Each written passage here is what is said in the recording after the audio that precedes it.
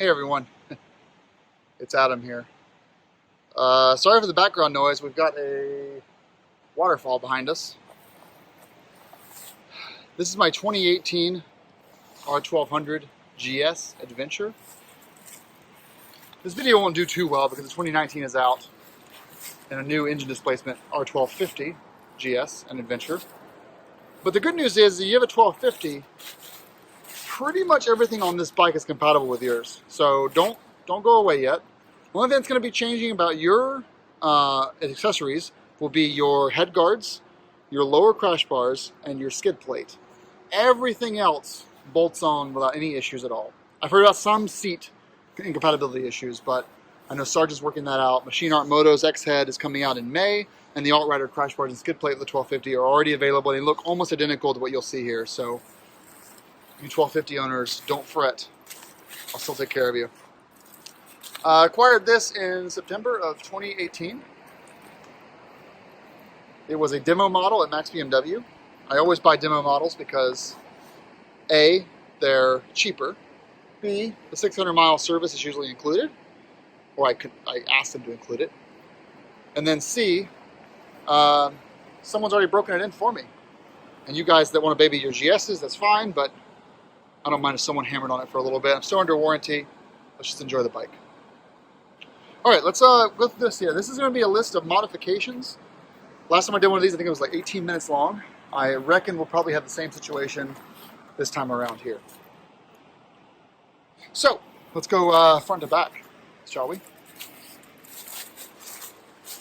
At the front of the 1200GS Adventure, we have our Z-Technic V-Stream with the stabilizers. This is the tall deluxe model. It's very tall. This is the lowest setting. The stabilizers you can see here on the side have got a really nice rigidity. It won't move when the wind's on it. Coming down a bit, we've got the Touratech guard here. So as you notice, it's blacked out as opposed to translucent opaque plastic. I had to trim it a little bit to be compatible with the Alt-Rider headlight guard, which as you can see here can pop out and in and out. There's 4 grommets. You can pop it out and install the Lexan guard if you don't want the mesh. I just like how it looks. We also have dynamic motor rod LED turn signals on front and rear. They are extremely bright. I've got a video on that if you guys want to see that. And then here we have an eBay GoPro holder. I removed the GoPro mount and put my front-facing dash cam on it. Pretty cool, huh? Coming down, you've got these awesome reflective stickers. They don't stand out too much during the day, but at night they shine crazy bright. We've got our Clearwater Darlas here, 2,000 lumens each, with the yellow protective covers for visibility. I run these at 10% during the day and 10% at night. They only go 100% whenever I engage my high beams. On the right side here, we have the Clearwater Savina. Left side, the Clearwater Erica. These are off during the day and during the night. They have clear covers on them, and they go 100% when I go to high beam. They also do 100% strobe when I honk the horn. Very important stuff. Coming underneath, we have a header guard from Alt-Rider. I think it looks great. I like how it mounts there. You see how the bit comes behind there and around. We've got our Alt-Rider engine guard up front. And then coming up here, we have a Touratech guard that basically, you can see it right there, that basically, it does limit being able to go full lock. Your full lock is a little bit less, but if you drop the bike really hard off-road and your steering wheel goes to the hard left or hard right, you're less likely to break something this way. It's a nice rubberized guard there. Going in the middle, we have our Denali sound bomb. This is the dual tone sound bomb. It's the full size, so not the compact one. And behind it we have the Touratech ESA suspension built by Tractive. And then on the left and right you've got the Alt-Rider radiator guards. Right there. It's a lot of shit. Alright, now let's move down the side of the bike here. In 2018, BMW revised the design of the auxiliary lights. They're a little bit more narrow in the back. So I had to buy Touratech because all of the Chinese eBay sellers have not caught up to the new design yet. So if you buy one of these auxiliary light guards from eBay, they won't fit without some modifications. So fortunately I had to pay the Touratech tax for that.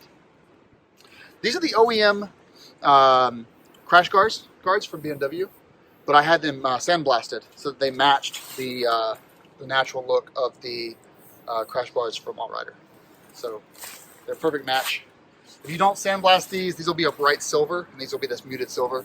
So this design aesthetic, really up to you whether you think it's worth it or not. And then here we have the Machine Art Moto X Head. If you're running street only and you want to have a lighter GS, this is all you need. You don't need crash bars. This thing will save your head guards, and you'll have to replace it after you crash, but it does a great job. It's really hard plastic on the front and a really soft rubber on the back. Really great, highly recommended. For those of you just regular GS, just riding street, it's the only thing you need for street riding GS work. Up here we have the Tech Spec tank grips here and here. Nice and sticky. Gives you extra grip. We've got a black GS lettering embossed with it's highly reflective as well. Moving up, grip puppies. Very comfortable. The only problem with these is the heat takes a little longer to transfer through them with the heated hand grips on. But once they transfer through, you're just fine. But it's a nice comfort, especially if you have big hands. And then we have our Machine Art Moto Advanced handguards. Fantastic handguards, very expensive though. But it's nice because this time of year, you ride them all the way up for extra wind protection. In the spring and fall, you can drop this down. And then in the summertime, you can remove this and you can remove this to have full airflow, and it's just a nice little brace. We have the SW Motec side mirror extenders here, attached to the double take adventure mirrors right there. Great brand ball mirrors. I had the Touratech mirrors on, but they vibrate a little bit too much on the highway. So this is the Sargent heated controller. Controls the front seat only. You cannot get one heat controller to control both front and rear heated seats. You have to get a second one for your rear passenger. Because I only have a passenger about 5 days out of the year. This is a non-heated rear and only a heated front. There's just no need in spending the extra like $450 for the heated element plus second controller. And I don't know where I'd put the second controller, to be honest. So it's for the best, honestly. Less shit on the bike. Front and center, we've got these nice Coog Reservoir and brake covers. I think they're pretty beautiful. Direct fit over the OEM, or replacing the OEM. We've got a GoPro mount in the front, right here. We've got these ram balls that replace the handlebar triple tree clamp. This is a Hondo Garage Perfect Squeeze iPhone mount. It's modified though to support the Moto Power Puck. So I guess an extender's there. And this is a Qi charger for 5 amps, I believe. GoPro remote holder, and then our Senna handlebar remote. And more grip puppy there. You can see here we got some straps. This is because I have a Enduroston 4A tank bag. So it mounts to here, and then it also mounts to these on each side. I just didn't need it because tank bags, I really don't like them. They're only for touring. All right, moving back to the lower middle. You guys tired of this shit yet? So Outrider crash bars leading into the Touratech exhaust flap guard, and the header guard, and then starter guard up here. These are useless. Don't buy them. They sure as hell look cool though. We also have our Touratech frame guard. BMW makes a frame guard that's cheaper. I like how Touratech's fit and finish is a little bit nicer, but make your own choice. There's also eBay versions of this. They're copycats if you want them. Outrider's brake reservoir guard. Outrider's right heel guard. This is the Black Dog CycleWorks traction foot pegs. They fold up pretty high, and they are incredibly grippy. Very wide platform compared to the OEM. I wish they were $100 cheaper, but they are made in the USA, and they are very well built. And then here's our Outrider skid plate on the bottom. I love this thing. Cannot be underestimated how cool this thing is. Just awesome. We've got plenty of videos talking about how awesome this thing is, so check it out. Back here, we have our Touratech rear ESA suspension, plug and play, and some various frame guards, hole plugs throughout the bike. Coming back here, we've got our Acura titanium exhaust in black. I had the Acura headers, but I had some fitment issues, so I went back to the OEM headers, which does retain the cat, which is better for the environment.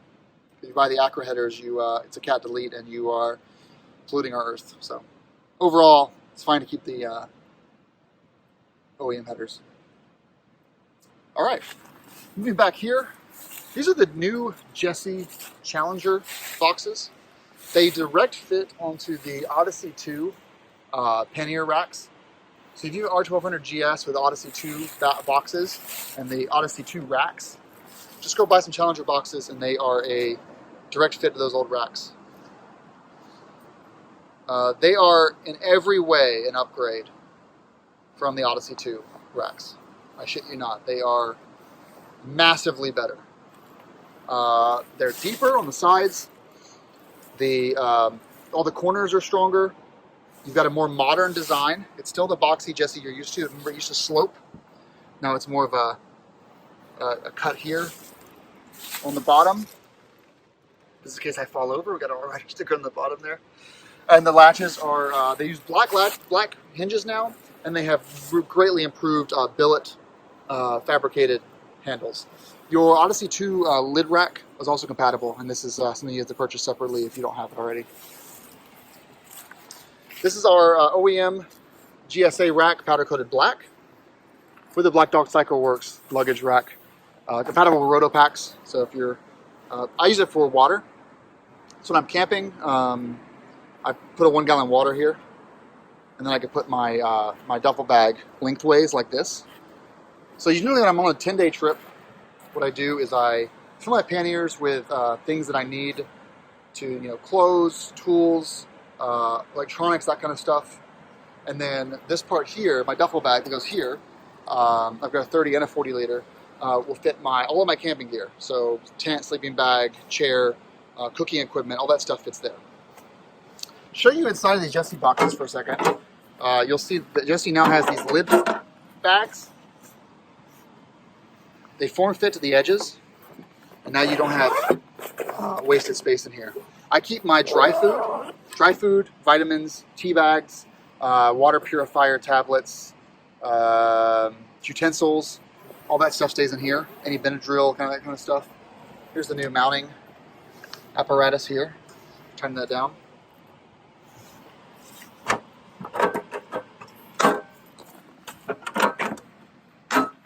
On the very rear, we have our Clearwater Billy brake light, full frame, with the Tortec splash guard. This was a splurge, you don't actually need this. And then we have the LED tail lights here again. And then you see this here, this is my GPS antenna receiver for the Revlink, which is a motorcycle tracking device. It tracks your rides, and it stores it all on Rever servers, and then you can publish them live publicly if you want to, but this is a good way to track things. It also lets you know if your bike's been jostled, tampered with, the ignition's been started, your bike is moved. It's always, it'll last roughly 2 days on a charge. So it gets battery power, and then when you turn it off, it goes into standby mode.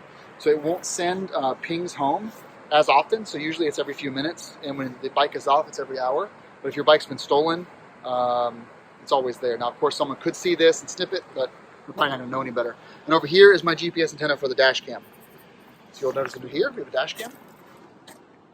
There it is. So we've got rear and front dash cams on this bike with GPS logging. All of the data is stored locally and accessible via my iPhone. I can download clips from my iPhone.